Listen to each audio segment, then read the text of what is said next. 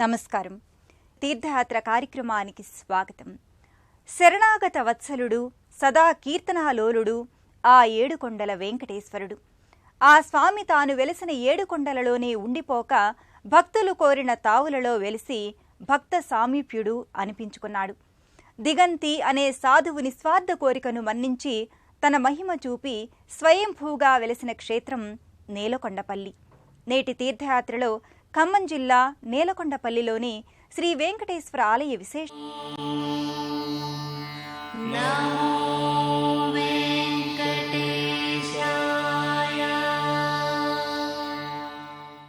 శ్రీ వెంకటనాథుడు అనాథ రక్షకుడు.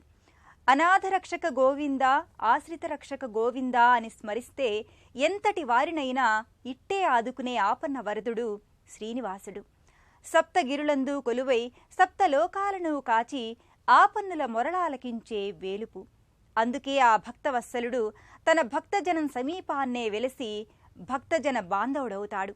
ఆ పరంపరలోనే నేలకొండపల్లిలో తన నామాలను ఓ రాతికొండపై వెలయించి తన ఉనికిని విలక్షణంగా చాటుకున్నాడు. ఆ విశిష్ట దేవాలయ అవతారుడి విశేషాలను, ఆలయ వైభవ విశేషాలను తెలుసుకుందాం. వెంకటాద్రి సమం స్థానం బ్రహ్మాండే నాస్తి కించన వెంకటేశ సమో దేవో న భూతో న భవిష్యతి. సమస్త లోకాలచే కీర్తింపబడే స్వామి శ్రీ వెంకటేశ్వర స్వామి. పాపాలు తొలగించి పావనులను చేసే భక్త వశంకరుడు ఈ స్వామి. సుమారు 400 సంవత్సరాల క్రితం దిగంతి అనే సాధువు తన కుష్ఠరోగ నివారణార్థం స్వామి అనుగ్రహం కోరి అత్యంత నిష్ఠాగరిష్ఠుడై తపమాచరించాడట. ఆ తదేక తపస్సుకు సంతోషాంతరంగుడైనటువంటి వెంకటనాథుడు అనాథ రక్షకుడై దిగంతుని కలలో దేవి సహితంగా సాక్షాత్కరించాడట. వ్యాధిగ్రస్తుడైన దిగంతుణ్ణి వ్యాధి నుండి రక్షించి అచటనే తాను కొలువుంటానని సెలవిచ్చి అంతర్ధానమయ్యారట. నిదుర మేల్కొన్న దిగంతుడు ఒడలంతా నిమిరి చూసుకొని తన వ్యాధి నివారణమైనదని తెలిసి సంతసించి ఆ వింత అందరికీ చెప్పాట. అంతేకాదు, స్వామి ఆ చోటనే తిరునామాల రూపాన వెలుస్తానన్న సంగతి వివరించాట. జరిగిన వింత ప్రత్యక్షంగా చూసిన భక్తులు వింత వింత విన్నపాలు కొని స్వామివారిని కనుగొన నలుదిశలా వెతకనారంభించారట. వారి శ్రమ ఫలించి ఒక కొండ గుహలో గండశిలకు తిరుచూర్ణపు నామములు గోచరించాయట. ఆ కొండ గుహలో ఆ ప్రత్యేక శిలవైపు నుండి సుగంధ సాంబ్రాణి పరిమళాలు వెలువడుతుండగా అచ్చెరు ఉందారట. ఆ పవిత్ర నెలవు నేటి నేలకొండపల్లి వెంకటేశ్వర ఆలయమై వెలుగొందుతోంది.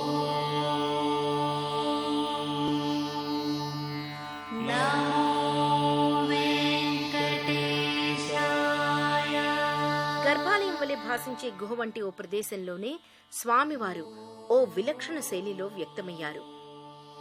ఓ రాతి కొండ కొనపై అపురూపమై వెలిశాయి. ఆ రూపాన స్వామివారు సాధువు దిగంతునికిచ్చిన స్వప్న ప్రసన్నం ప్రకారం అలా స్వయం వ్యక్తమయ్యారని భక్తులకు అవగతమవుతుంది.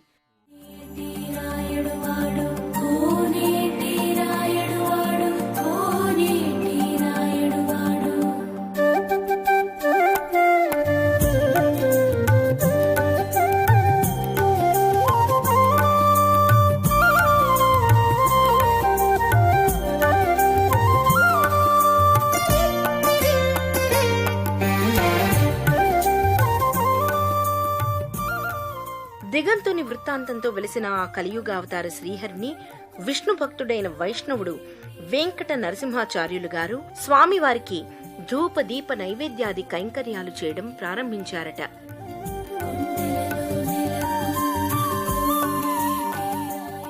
ఆలయముఖ మంటపం అంతా తెల్లని సింధూరవర్ణ సమ్మేళనంతో పాత రాతి కట్టడమై ఆలయ పురావైభవాన్ని చాటుతూ ఉంటాయి.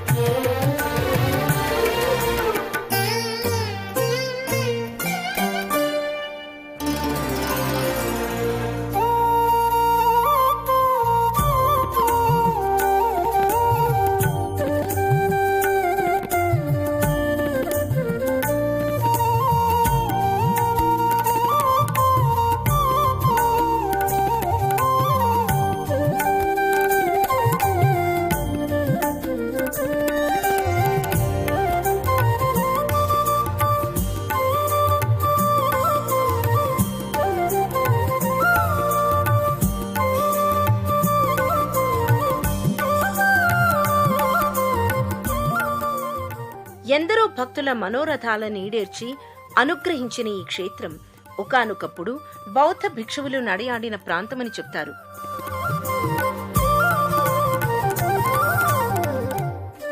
వెలమదొరల పాలనలో ఉన్న ప్రాంతమది కావున ఆ భక్తుడి సంకల్పం ఫలించి వెలమదొరలు ఇతర దాతల సహాయ సహకారాలతో ఆ మందిర నిర్మాణం పూర్తి చేశారు.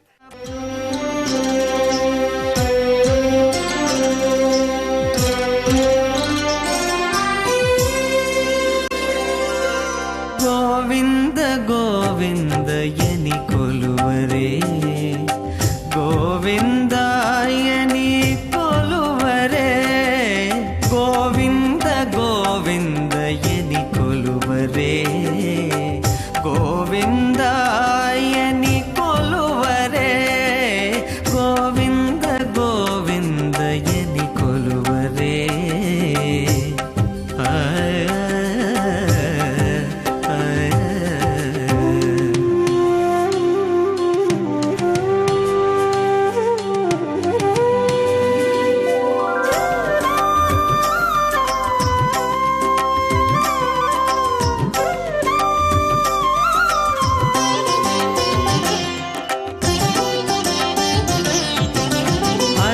అచ్యుతాయని ఆడరే, పురుషోత్తమాయని పొగడరే,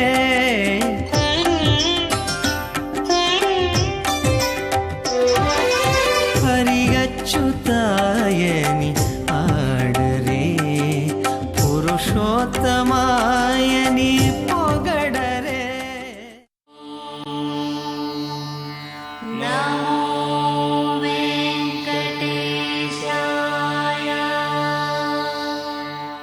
నేలకొండపల్లిలో వెలసిన ఈ ఆలయంలో పలు నిర్మాణాలు భక్తుల సౌకర్యార్థమై నిర్మితమయ్యాయి.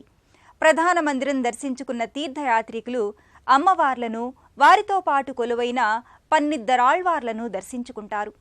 పురాతనత్వానికి సాక్షీభూతంగా ఉన్న ఆలయ ముఖమంటపానికి అనుబంధంగా ఉన్న స్వామివారు అవతరించినారు. మరియు అలివేలు మంగమ్మ కూడా అవతరించింది. ఈ స్వామివారి కళ్యాణోత్సవాలు, మరి స్వామివారి బ్రహ్మోత్సవాలు, అధ్యయనోత్సవ కార్యక్రమాలు, మరి అదేవిధంగా ఆలయంలో శ్రావణమాసం సందర్భంగా భక్తుల చేత ప్రతి శుక్రవారం శనివారాలు పూజా కార్యక్రమాలు, కృష్ణాష్టమి, పన్నిద్దరాళ్వారు అన్ని ఆళ్వారాదుల తినక్షత్రాలతో, మరియు ధనుర్మాసం స్వామివారి బ్రహ్మోత్సవాలు దసరా సందర్భంగా మూలా నక్షత్రంలో శ్రీ స్వామివారి కళ్యాణం నిర్వహించడం జరుగుతుంది. బౌద్ధులు కూడా నడయాడిన ప్రదేశమైన ఈ నేలకొండపల్లి ఓ సుక్షేత్రం. అంతేకాదు, పాండవులు అజ్ఞాతవాసం చేసిన విరాట్ రాజ్య పాలకులు ఏలిన ప్రాంతం కూడా ఇదే. విరాట రాకుమారుడు ఉత్తర కుమారుడు ప్రతిష్ఠించిన శివాలయం, భక్త రామదాసుని వరప్రసాదంగా అవసింగిన సంతాన వేణుగోపాలుడైన రాజగోపాలస్వామి ఆలయం ఇక్కడే విరాజిల్లుతున్నాయి. ఆ ఆలయాలను దర్శించుకుని పునీతులమవుదాం. కోరిన వారినెల్లా సంతానంతో అనుగ్రహించే సంతాన వేణుగోపాల స్వామి వరపుత్రుడిగా కంచర్ల గోపన్నగా జన్మించి అపర రామభక్తుడై భక్త రామదాసుగా ప్రసిద్ధికెక్కాడు.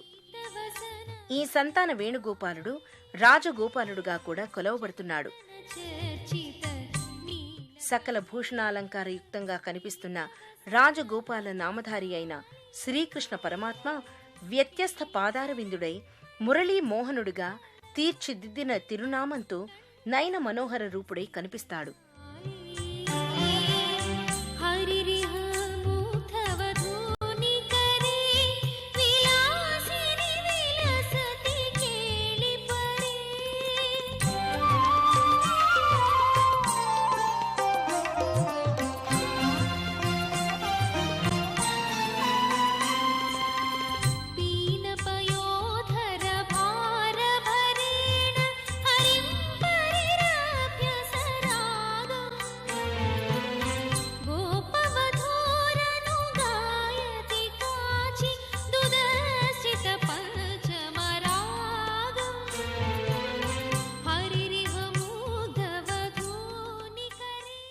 ఈ ఆలయ సమీపాన్నే విరాట వంశ రాజకుమారుడు ఉత్తర కుమారుడు ప్రతిష్ఠించిన ఉత్తరేశ్వర ఆలయం ఉంటుంది.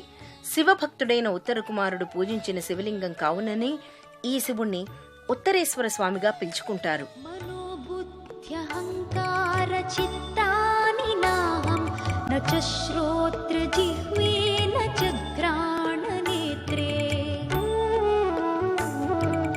जव्योम भूमिर्न तेजो न वायुः चिदानन्दरूप शिवोऽहं शिवोऽहं चिदानन्दरूप शिवोऽहं शिवोऽहं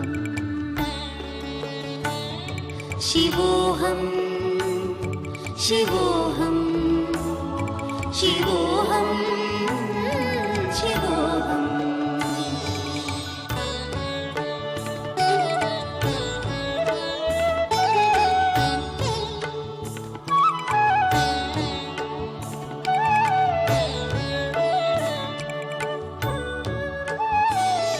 न च प्राणसंज्ञो न वै पञ्चवायुः न वा सप्त नमो वेङ्कटेशाय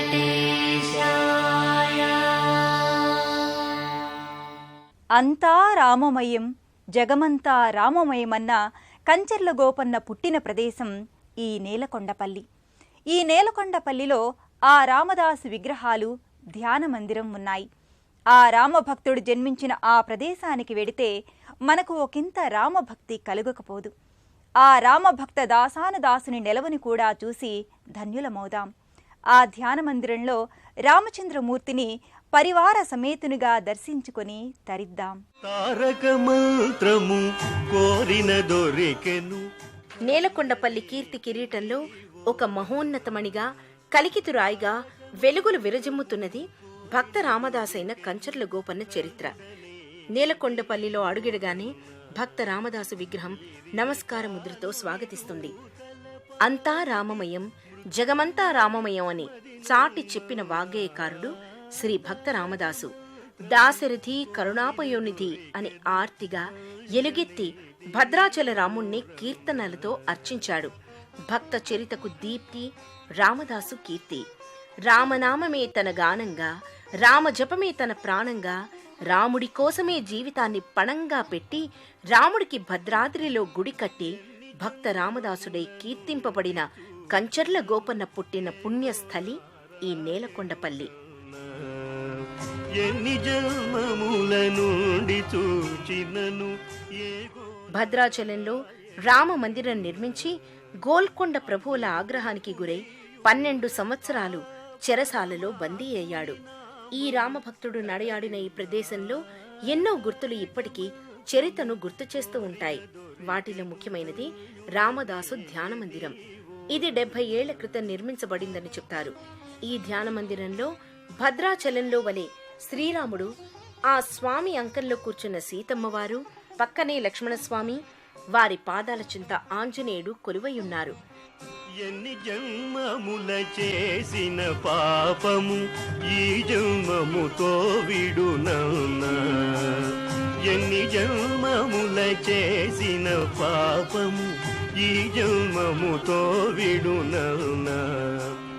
అన్నిటికీ ఖమ్మం జిల్లాకి ఖ్యాతి తీసుకొచ్చి భక్త రామదాసుగా పేరు పొందిన కంచర్ల గోపన్న నేలకొండపల్లి గ్రామంలో జన్మించి సంతాన వేణుగోపాలస్వామి వారి అనుగ్రహం వల్ల జన్మించి వారు గోపన్నగా నామకరణం చేసినప్పటికీ ఆయన రామభక్తితోటి రామ అనుగ్రహం పొందడం ద్వారా రామదాసుగానే ఆయన ఖ్యాతి పొందారు. కానీ గోపన్న అనేది ఆయన పేరుని మర్చిపోయి రామదాసుగానే ఆయన పిలువబడుతున్నాడు. ఇప్పటికీ ఆ వంశానికి చెందిన మేము 10వ తరం వారికి భద్రాచలంలో రామచంద్రునికి ఆలయం నిర్మించాలనే ఉద్దేశంతో శిస్తు వసూలు చేసిన సొమ్ముతోటే ఆలయ నిర్మాణం చేసి ఆ డబ్బుని కట్టలేదని చెప్పి ప్రభువులకి తప్పుడు సమాచారం అందించడంతో తానిషా గారు రామదాసు గారిని బందిఖానాలో వేసి 12 సంవత్సరాలు అందులోనే ఉంచారు. రామదాసు గారు జైలు జీవితం అనంతరం మళ్ళీ భద్రాచలం వచ్చి భద్రాచలంలోనే తన శేష జీవితాన్ని గడిపి 1687 సంవత్సరంలో మహాసామ్రాజ్య పట్టాభిషేకాన్ని నిర్వహించిన తర్వాత వారు రామచంద్రునిలో ఐక్యం చెందారు. ఖమ్మం నుంచి 20 కిలోమీటర్ల దూరంలో నేలకొండపల్లి నెలకొని ఉంటుంది. రోడ్డు, రైలు మార్గాల ద్వారా ఖమ్మం చేరుకుని అక్కడి నుంచి సులభంగా భక్తులు నేలకొండపల్లి చేరుకోవచ్చు.